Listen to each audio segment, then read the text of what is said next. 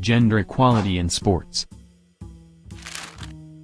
Female participation and popularity in sports increased dramatically in the 20th century, especially in the last quarter century, reflecting changes in modern societies that emphasized gender parity.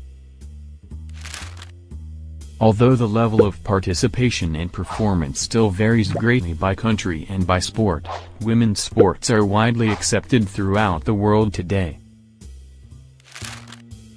Although there has been a rise in participation by women in sports, a large disparity still remains.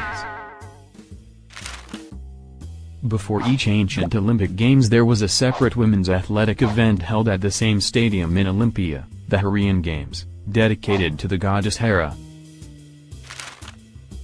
In the first Olympic Games and the early modern era, which were in 1896, were not open to women, but since then the number of women who have participated in the Olympic Games have increased dramatically.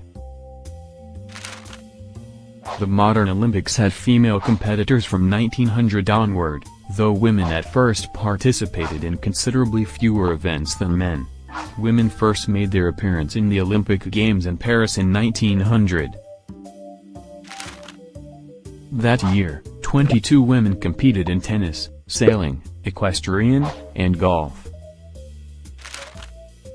In the 21st century, Heather Watson and Fu Yuanhui broke one of the last taboos in women's sport when both openly admitted they were menstruating, Watson after a self-described poor performance in a tennis match in 2015, and Yuanhui at the Olympics in Rio de Janeiro. The 2012 London Olympics were the first games of their kind in which women competed in every sport. The fight for women to gain equality on national levels and in professional leagues, in terms of pay and better funding, has continued. The pay gap in women's sports is a controversial and significant issue. Sports still remain dominated by men, financially and globally. Recently there has been much more crossover as to which sports males and females participate in, although there are still some differences. It is important to give women equal opportunity in sport governance.